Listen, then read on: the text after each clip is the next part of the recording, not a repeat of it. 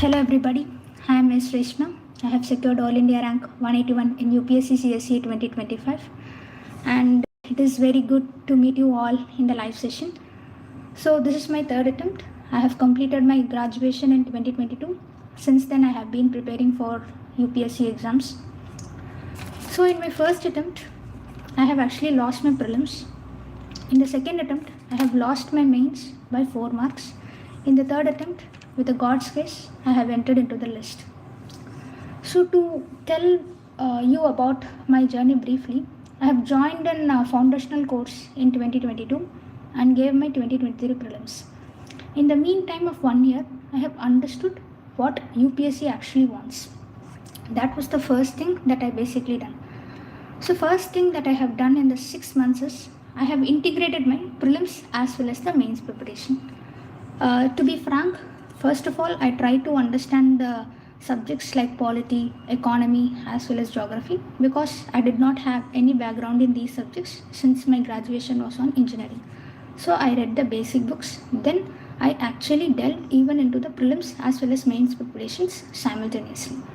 How did I do that? So first method that I actually understood is active recollection. So whenever I read a chapter, I used to understand both the prelims as well as this mains perspective. So once I completed in the first 3 to 4 months the basic books, I started my answer writing meticulously. So every weekend I used to write answers from the basic books that I have actually read. So this basically helped me to avoid writer's block, especially for the mains preparation. I also recommend you also to start answers once you cover the basic books. Then you can actually write and get corrected. I know first answers would be very much horrible and I have also experienced it. The comments they give, everything will be very horrible. But yes, you can actually improve from that. So for the active recollection part, I want to give an example. So let's take a chapter President. So in that what I will do is, I will first read Lakshmikant part, try to understand what is given there, and I will actually close my book and try to recollect whatever the points that I actually remember. In this way, I was able to write answers in the mains as well as for the prelims. That actually helped me in both the ways. So the second thing that I understood in the first 6 to 8 months is learning from mistakes. So whenever I did something wrong, I used to note down. So once I revised it, I found I am not forgetting it. So I actually followed the same methodology for my second as well as this third attempt also. The third thing that I understood is planning becomes very, very important because if you are not planning, you will not be able to cover this entire syllabus, at least to a greater extent. Yes, 100% syllabus coverage is not at all possible. So to a greater extent, cover all the syllabus, we need to have a meticulous plan. So even if you ask me what you are going to do after 2 months, I still had a plan in my hands. So that will also give you a direction as well as motivation to stay in the preparation. Specifically, it helps you to avoid distraction. That is something which is very particular about the plans. So coming into the prelim strategy mainly. So the sources that I have actually referred to is for polity, I actually refer to Lakshmikant and Indian Constitution at Work NCRT, then Political Theory NCRT. All these things I referred. For history, my sources list is long because nowadays the questions on ancient and medieval is actually increasing. So I actually refer to multiple sources. First, I have actually referred to class 6, 7, 8 NCRT. Then I actually referred to class 11th and 12th NCRT, the themes books, part 1, part 2, part 3. And then I actually referred to TN book, class 11th and 12th. Then some parts of Nathan Singhania also I referred. Then the fine arts book of class 11th and 12th, all these things actually I referred and made a 50 to 70 pages note. That is the only thing that I actually referred in my final days. Then for geography, class 11th and 12th NCRT becomes actually very important. Why? Because the fundamentals of physical geography as well as Indian geography, both these books actually becomes very important. So actually I refer to it. For the environment, I actually refer to Shankaraya's Academy book. Along with this one, I followed current affairs. Then for science and tech part, I actually refer to current affairs material exclusively and try to understand every concept that is there behind it. For instance, in case if there is a blockchain technology, then I started understanding how it works also. So it helps me in better retention. For this, basically, I refer to Shivan sir's classes, which is available free in the YouTube. I refer to that. Then for economy, I refer to Vivek Singh sir's book. It is very extensive for both prelims as well as mains preparation. So these were all some of the prelim sources that basically I used. To give more credibility, I scored 113 in prelims this year. The importance of PYQs in the prelims is something that is very important and it is often neglected. Why many toppers are actually telling you to refer PYQs means, first thing is it will help you to understand the mindset of examiner. That is very important when you want to crack your prelims. And the second thing is certain questions and options have certain weightage for the next year also, because there are certain themes which basically gets repeated. For example, in polity, if you take, the fundamental rights as well as DPSP plays a vital role, without which there will be actually no prelims questions. So I actually refer to that, PYQs. And then the second most important, as I said, is error list. I used to make a OneNote for every subject and used to note down whatever mistakes that I made, and everything will be noted down. So that in every weekend I used to actually revise it, and in every month end I used to revise the entire month's error list. That actually helps you to have a better retention, and you will not tend to repeat the same mistakes that you have done earlier. And now another important thing is, in prelims papers, applying logic becomes very important. For example, I remember in 2024 there was a question on cocoa producing countries. I generally did not have any idea about that, but what I know is cocoa is generally produced in equatorial or in the tropical regions. That is something that I know. Other than that, I do not know anything. From the options, I try to eliminate those countries which are away from the tropical as well as equatorial regions, and ultimately I ended up with Cote d'Ivoire. So sometimes we will not know the exact answer for that question, but we can actually use certain logics and try to eliminate other options so we can actually get the right ones. So these are all the main things that I wanted to highlight in case of prelims preparation. Apart from that, current affairs is one major area that everybody has some doubts. So for that, one thing that I read is newspaper, and the second thing is the current affairs compilation. I actually did this every day so that the current affairs part becomes not very difficult.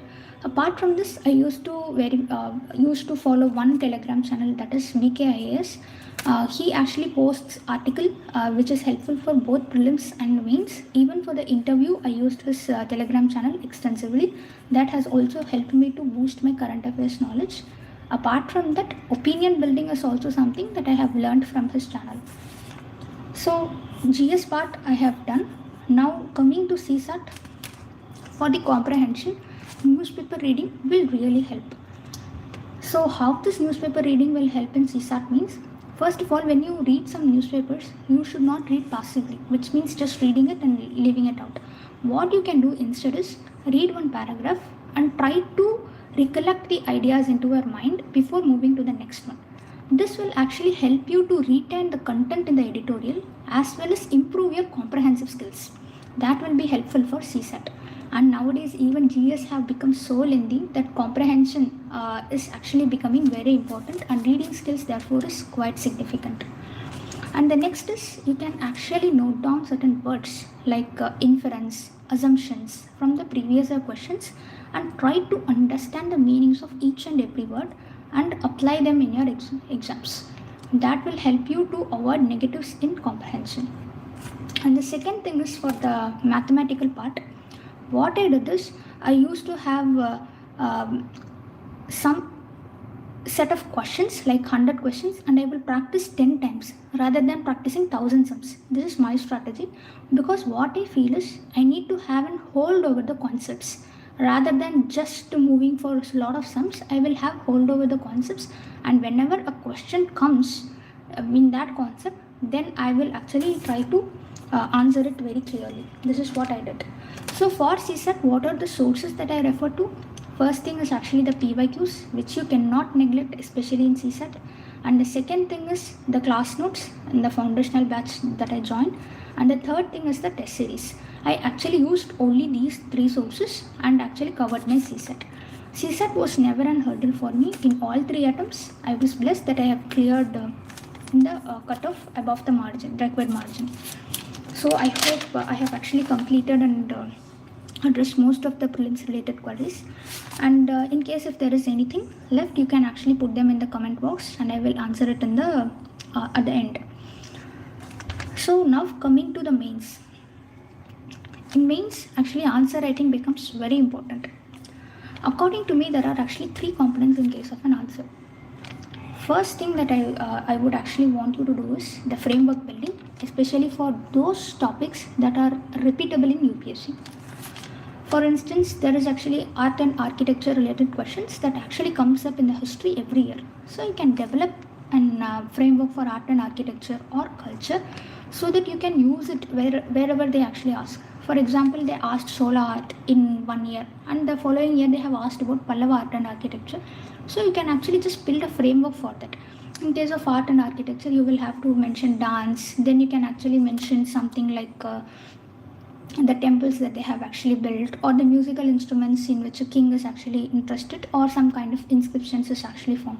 Like this, when you build a framework, it will help you to think in a systematic way, and you can also reproduce that in the exam. That is one thing. And next is actually brainstorming.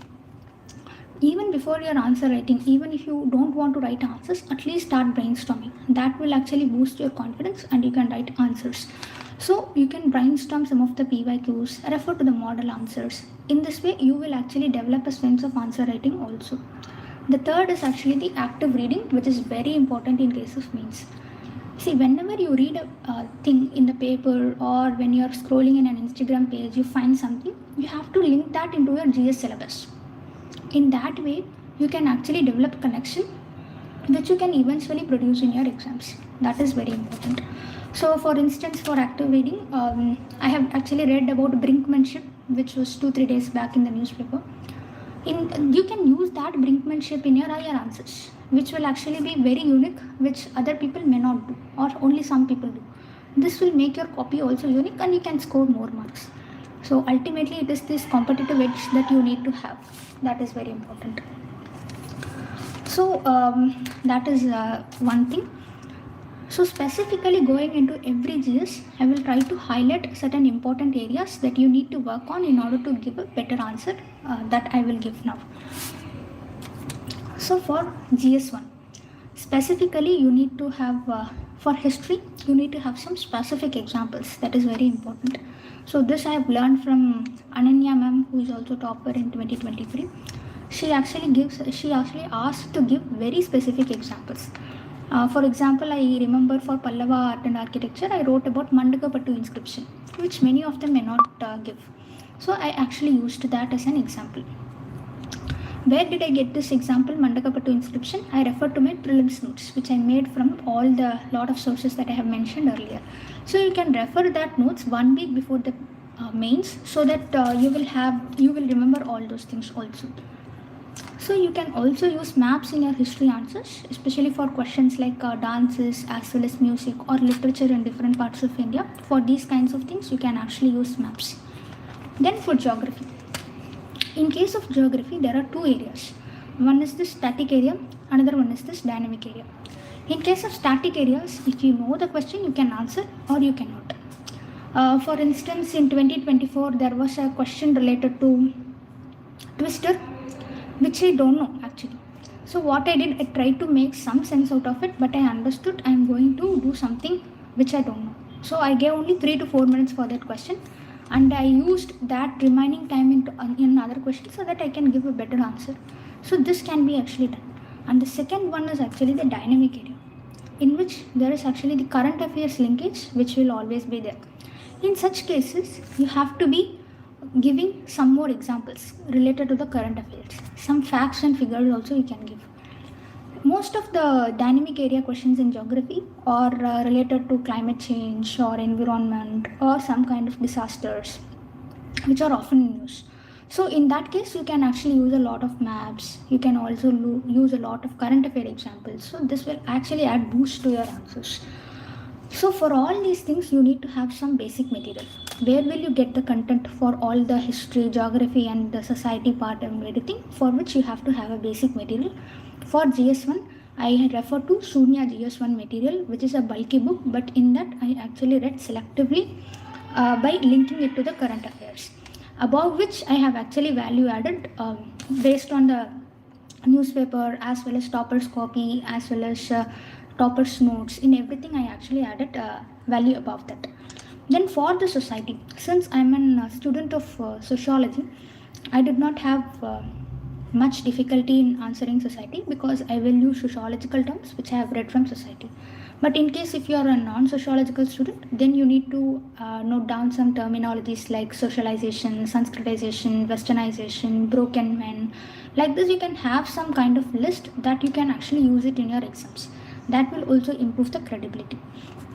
Next, you need to also give some current affair examples. So I remember there was a question on the fast food industries. So what I did is I quoted economic survey and I mentioned about obesity. So like this, you can also link some GS3 knowledge into GS1 and give a new dimension into it. So this is also one perspective that you can have. So coming to GS2. So for GS2 also, I used the base material, Sunya, and along with that I used Atish Mathur sir's notes, which was actually really good and it helped me to get a lot of value addition from his material.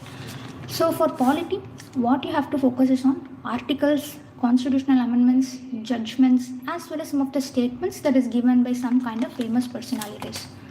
So to put this into perspective, our honorable president have actually given the term black coat syndrome, which I used in my answers. So like this, you can actually take some of the terms given by popular persons and use them in your answers.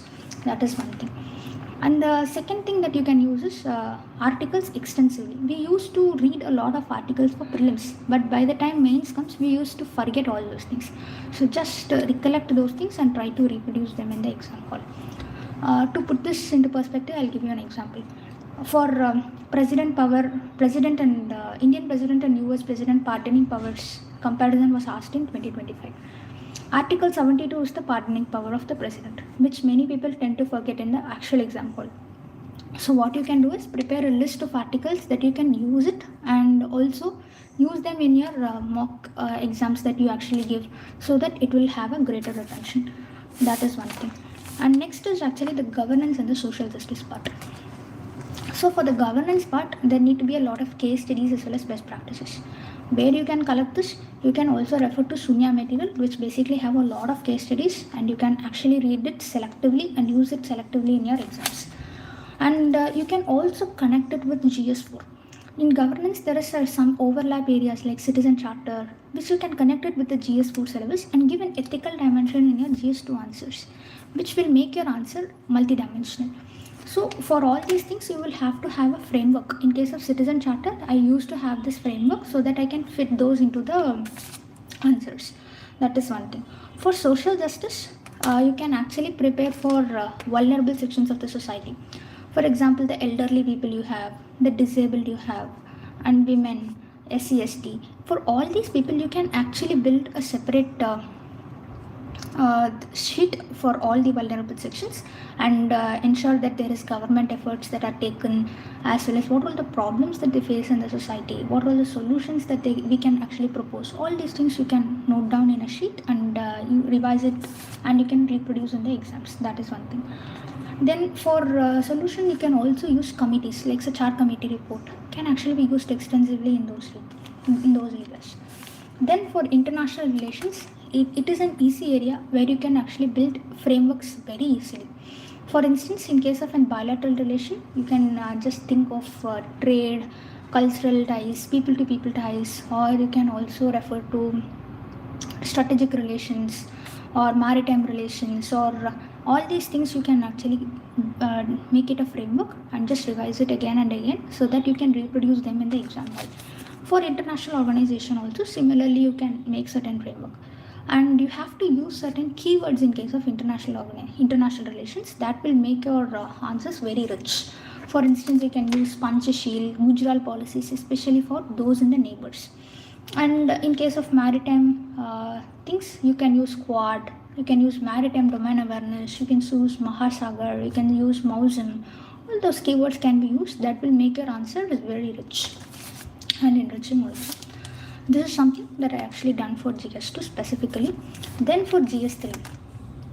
For GS3, I basically refer to Shivan sir's notes, as I said earlier.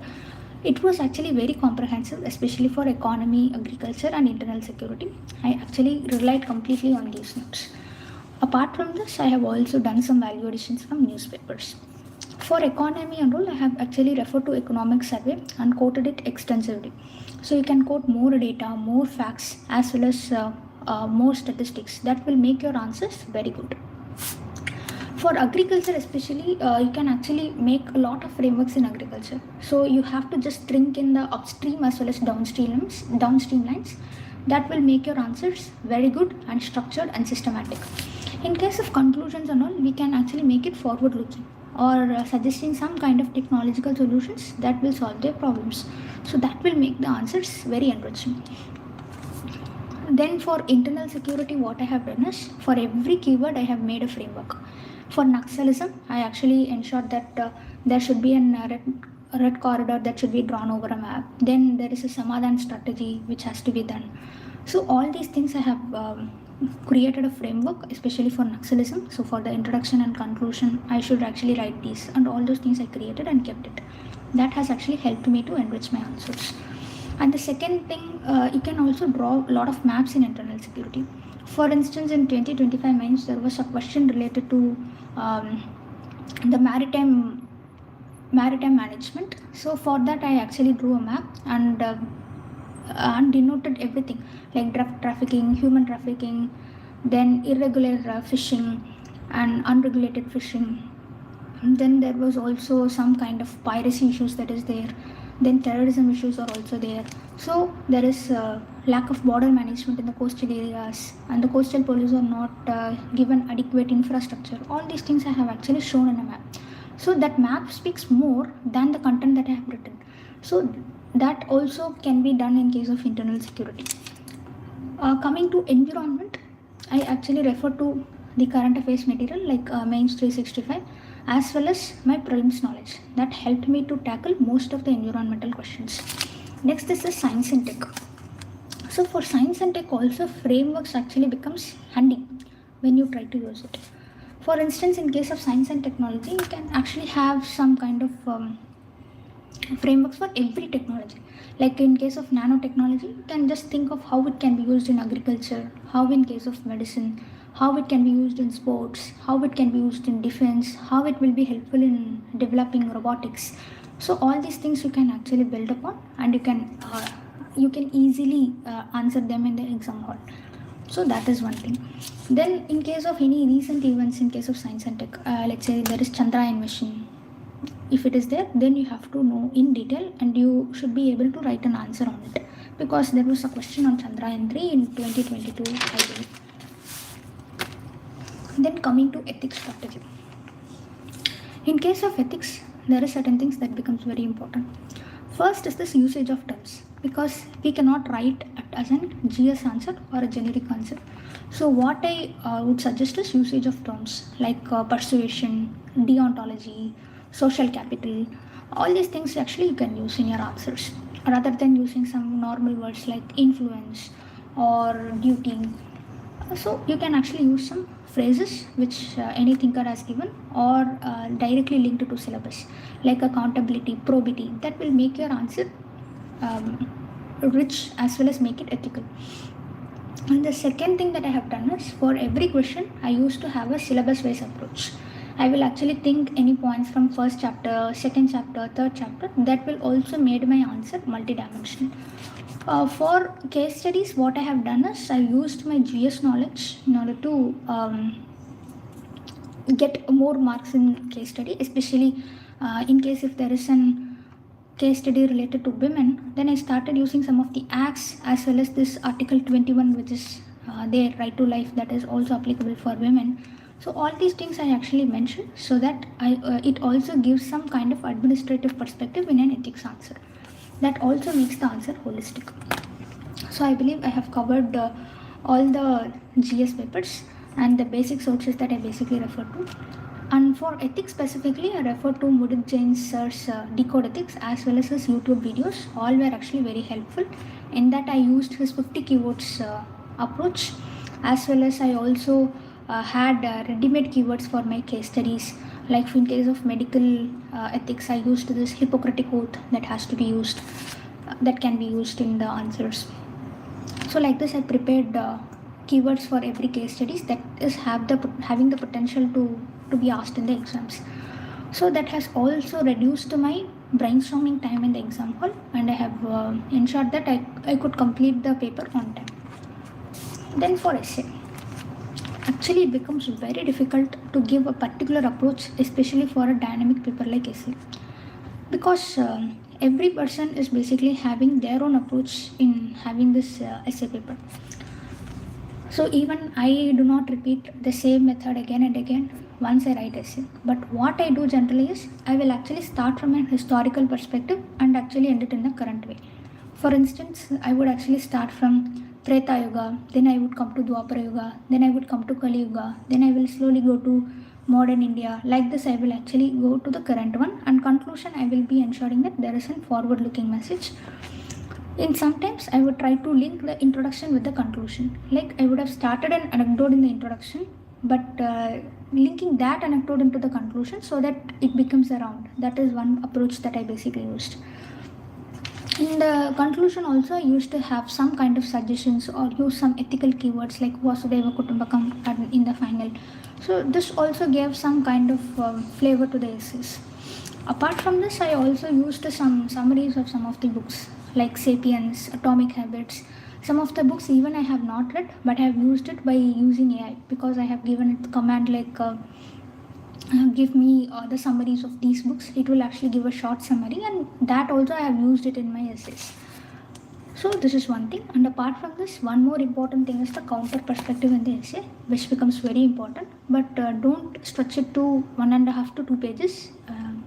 Just stick on to the main demand of the essay, but also give the counter perspective that will give a balanced tone in your essay. So these are the some things that I followed in essay. But ensure that once you write your first essay, don't follow the same pattern in the second essay. This is something that I did in my second attempt, where I used the same pattern in both the essays and got somewhat less marks. So, but in this attempt, I have ensured that I used 2 different approaches in different essays. Like for instance, I used the comparative approach in my second essay. In the first essay, as I have said, historical approach is something that I have used. Apart from this, there are various approaches like stakeholder approach, and there are also GS paper-based approach is something that people actually use. Pestle approach is something that they actually use. So whichever suits you, use that particular one and actually get through it. Then coming to my optional sociology.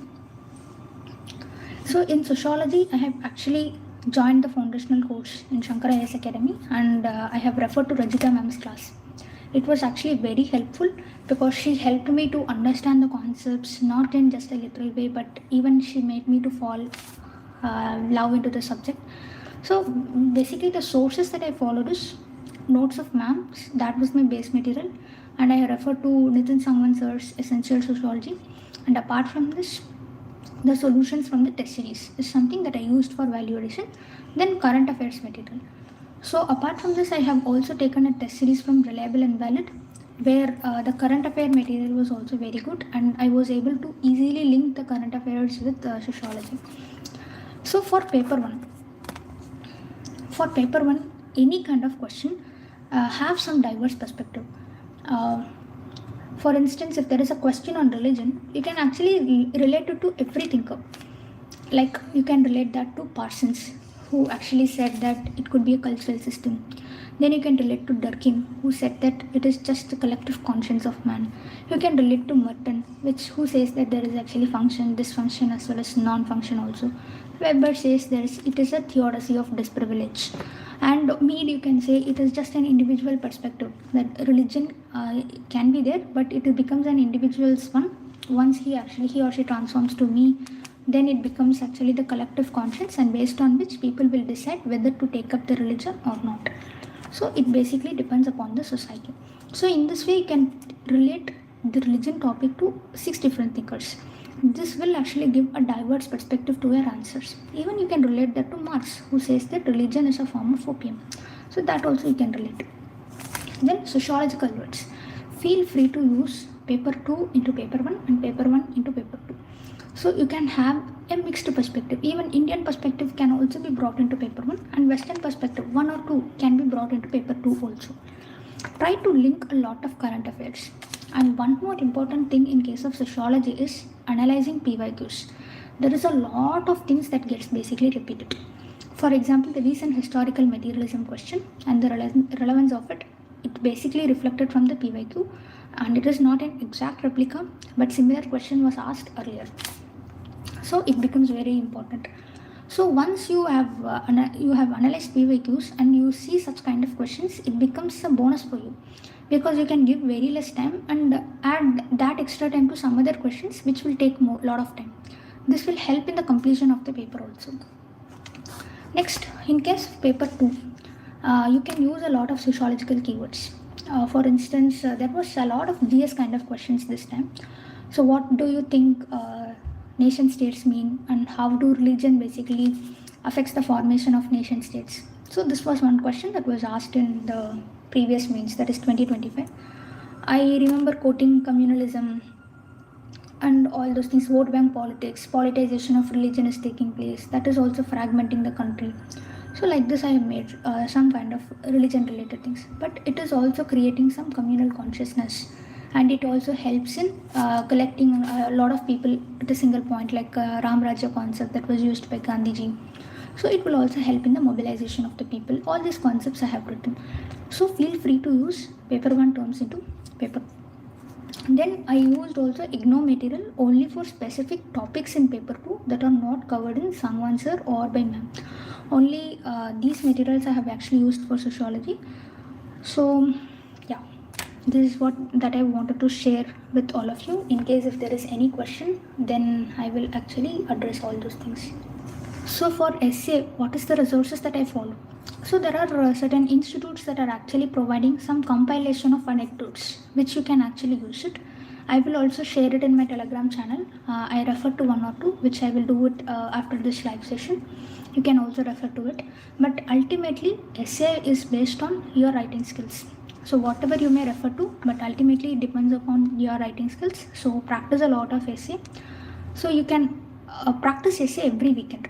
That will actually improve your writing skills and get it evaluated, because learning from mistakes is basically very important. Even for prelims, you can actually maintain an errorless notebook, or I used to maintain an OneNote in which I will use to note down my errors and revise it in every month as well as in every weekend. So plan your schedule in a way that you have time for revision as well as have some buffer days, so that you will have some breathing space also. So there is a question on the revision strategy. So generally how you should be preparing is, the last 1 week you can actually make it as a revision week for your prelims. So for every 1 day you can have 1 subject. For the past 1 month, you can give every 3 to 4 days for each subject. Based on the size of the subject, you can give 3 to 4 days, and slowly come to 1 week where you can have 1 day for every 1 subject. In that 1 day, you can refer to the error list that you have made. And the second thing is, those things you will not remember that you feel generally can be actually revised on that particular day. Have your final day as your buffer day and refer to maps extensively. In every prelims as well as in mains, maps actually becomes very important. So that will actually help you to have a broader understanding and help you answer a lot of things. So have a separate day for maps even. So you can have a separate folder on your phone or in your laptop and store all the NCERT maps and just to view it often. That will help you in your better retention. For the world map, I basically refer to Gautam sir's class, in which he used to give some tricks for every country to remember in the orderly fashion. So I also used that one. So I actually told you about the revision strategy for 1 month as well as 1 week. So at least 3 rounds of revision is basically required for actually cracking prelims, to my understanding.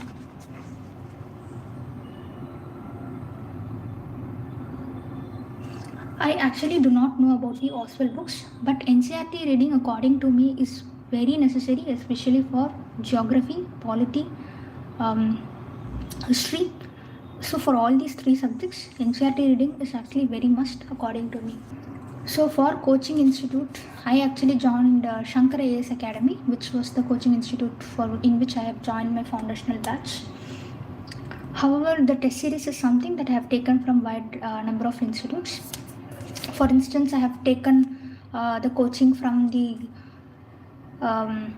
Vikas the IELTS Search Telegram group, for which I used daily answer writing. So it was very helpful to improve my answers extensively. And the second thing is I have also referred to UPSC preps courses for prelims as well as for the main strategy. So for understanding the dimensions, especially for the mains, what you can do is just refer to the base material. You will have multiple dimensions and try to structure it, and so that you can actually put them in your answers. This is something that you can do. So for aspirants who have failed 3 to 4 prelims in a row, first of all, it is very difficult to stay in this after successive failures, but still you are there. It shows that you are determined. So first try to analyze your mistakes, where you are going wrong. For static things, if you are making some mistakes in static, just try to understand the concepts behind it and answer your papers. That is very important. Try to figure out that you are understanding the concepts or just reading passively. That is one mistake that most of the aspirants do, which I have also seen among my friends also. The third thing is the error list aspect, which I told you will actually really help you, especially in the static test. Once you do those error list, your static part becomes very strong. So apart from this, mindset is also one thing which is required for prelims preparation, for attempting the paper also. You need to have an open mindset without fear. Of course, fear will be there. I'm not saying that it will not be there, but ensure that you control all your fears, as well as ensure that your mind is open. That is very much essential for cracking prelims. And try to analyze PVQs and understand the mindset of the examiner. That is also most important, because that helps you to eliminate options and arrive at the correct one.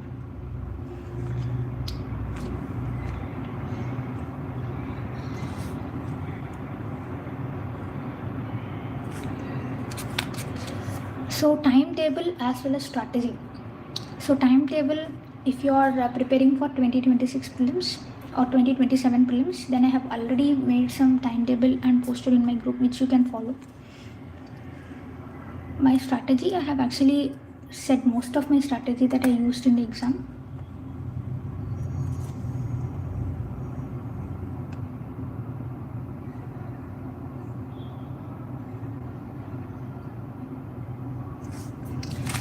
There is an important question. So ma'am, FOMO is there with me. So FOMO is something that will be there with every aspirant. Even I have FOMO. Even if you ask me to give me the exam again I will have some FOMO by looking at the lot of materials. But trust your sources as well as trust your instinct. That becomes very important in this preparation, because there is a lot of sources. You just stick on to it. If you can answer all the questions from your sources, then yes, you are already into the list. Believe me. Because I have not referred to extensive sources. I have limited my resources very well, and I ensure that I revise it multiple times so that it becomes into the memory. That is very important. If you run behind sources, you will not read any one source also properly. That will be a disaster. So more sources is a recipe for disaster according to me. So stick on to your sources and tell yourself that this is good enough and I have done enough preparation. This will definitely help me clear prelims. You need to have that confidence. So once there is a FOMO enters, then you have to say mentally to yourself that it is not required. Already I have enough material, and all I need to do is now is revision and not anything beyond that. This is something that you need to have. Brainstorming for essay. For brainstorming in essay, what you can actually do is refer to topper copies initially. Just understand how did they write their essays and how they have maintained their flow. That actually becomes very important in case of essay. You cannot write a beautiful essay in your initial attempt. Believe me, I wrote a horrible essay at the first. Then I started to realize and analyze my mistakes. Then I wrote a good essay. So first thing you need to do is try to take a topic and just think of whatever you can write. Just think of. And just write whatever you believe. So write 2 pages or 3 pages or 4 pages and just stop whenever you feel like stopping. Then refer to that same essay in some proper copies. They would have written beautifully. Now you will get some idea. Again, you can actually try writing the same essay and just compare how your essay as well as the topper essays looks. This will actually help in boosting confidence as well as your content also gets upgraded. So again, take some other topper's copy, take one essay they have wrote and try writing by yourself. You will understand the difference once you make this exercise some 3 to 4 times. You will again write a good essay 5th time, then you will write a best essay when you practice for 20 times. So every weekend if you practice essay, it will be a game changer, because the essay scores varies from 90 to 140. It can give a huge push. Even 1 mark actually matters in mains. So if you can boost your essay marks, it will be a game changer for you. How much time to each question? For 10 marker you can give 7 minutes, for 15 marker you can give 11 minutes. In case if you're not going to give mains this time, don't consider the time factor, build your content, then you can actually reduce your time, because ultimately only brainstorming the content requires more time than the writing. Of course writing matters, but at present if you are not giving 26 mains, then focus on your content. Degree in BSc in PCM. Actually, I do not know how it goes, how the degree goes, and I do not know the syllabus of that degree. However, since you will have a base in your graduation, it will really be helpful in the UPSC journey also. The mistakes that I made in my initial attempts. So first thing, in my first prelims, to be honest, I did not refer or analyze my PYQs properly. So I was not focusing on those areas which I should focus. For instance, as I have said earlier, in case of polity, I did not focus much on the fundamental rights. I did not focus more on DPSP. So all these things are the mistakes that I made.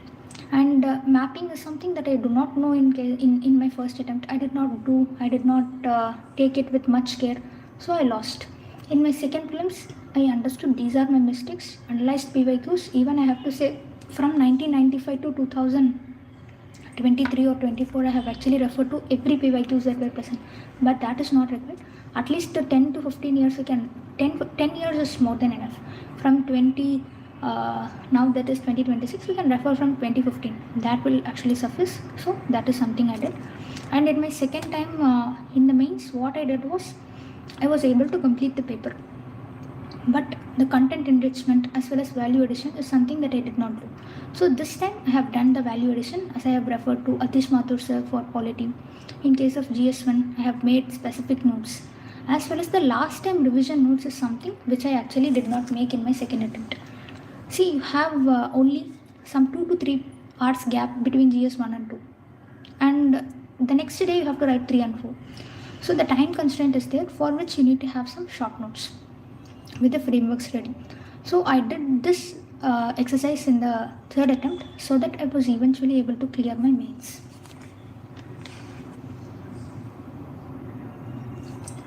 So for the question how to make notes, first of all, read the material 2 to 3 times. Then refer to PYQs.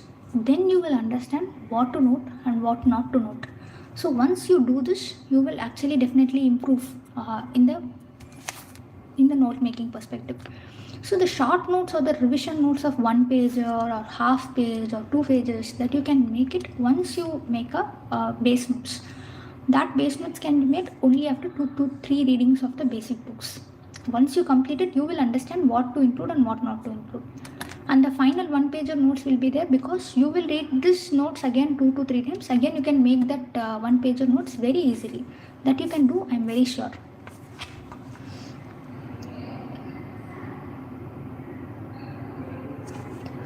So which degree is easy to handle UPSC preparation? This is a very difficult question to answer. See, every degree has its own pros and cons. Ultimately, the interest lies in you. If you want to be the person who only wants UPSC, then you can choose your optional as your degree. If you are a person who wants a backup option, then you can go for some professional courses that will help you get a better job. So it basically depends upon person to person. But if you are determined to give UPSC, then you can start your preparation for UPSC in your college days itself, in the final year or in the second year or something like that.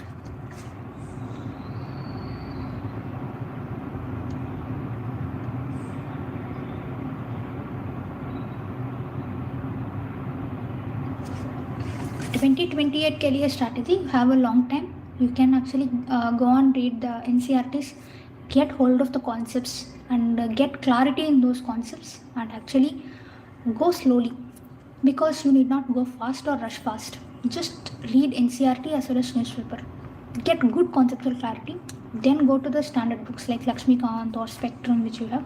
But for now you can stick on to NCRTs and get good conceptual clarity. There are a lot of online YouTube channels which actually gives a good clarity for NCRTs, like Amit Sengupta for geography. You can refer to magnetic brains classes, which is also very good. You can use it. How should PYQs be analyzed? So PYQs, first you can actually understand the question, then the options. First check whether you can answer that or not. Then what you can do is the themes. So in case if there is a question on right to life, then you can understand that it is a fundamental right question. Like this way you can understand the focus topic is fundamental rights, as there is always a question from this area. Then historical background. So in this there is also one question every year or every alternate year there is a question on this historical background. So you can actually note down as a priority area. Then you can also note down the parliament as an important area. So once you identify these kinds of focus areas, then you can actually focus more on it and you can boost your scores. That is most important. Especially in the last 1 week, you can just read these focus areas very well, and so that you will not miss any questions that is coming from there. That is one thing that you can do from PYQs. And the second thing is you can analyze the options also. Sometimes the option becomes a question next year. That is also one thing. And the third thing is actually when you go into a 50-50 dilemma, try to understand why UPSC gave that option instead of this. What could have been the reason? Like this, if you try to analyze, you can replicate the same strategy again in the next prelims that you are going to write. That is also one thing. For instance, there was a question in Vatakirthal which was in 2024. Since I am from Tamil Nadu, I know what is Vatakirthal. Actually, it is pronounced as Vadakirthal. When in the initial reading, I did not understand it. But when I refer to the options and related with that question, I understood that it is the Vadakirthal is pronounced as Vatakirthal. Sorry, it is written as Vatakirthal. So I simply answered that question. So from the PYQs, what I understood is, if you even do not know the answer for that particular question, you can actually link with the options to the question so that you will arrive at an answer. That is something that you will understand once you analyze PYQs. Mains answer writing, as I have said earlier, you have to start writing. Once your basic books are completed, start getting evaluated, analyze your mistakes. In this way, you can write very good answers. Refer to toppers copies. That is very important, where you can also get a lot of value addition as well as idea of what to write and what not to write. So thank you so much for those who have joined, and if you still have any doubt, you can post them in the comments. I will also try to answer, or you can post to the UPSC Time channel and I will try to revert back whenever there is availability of time. Thank you.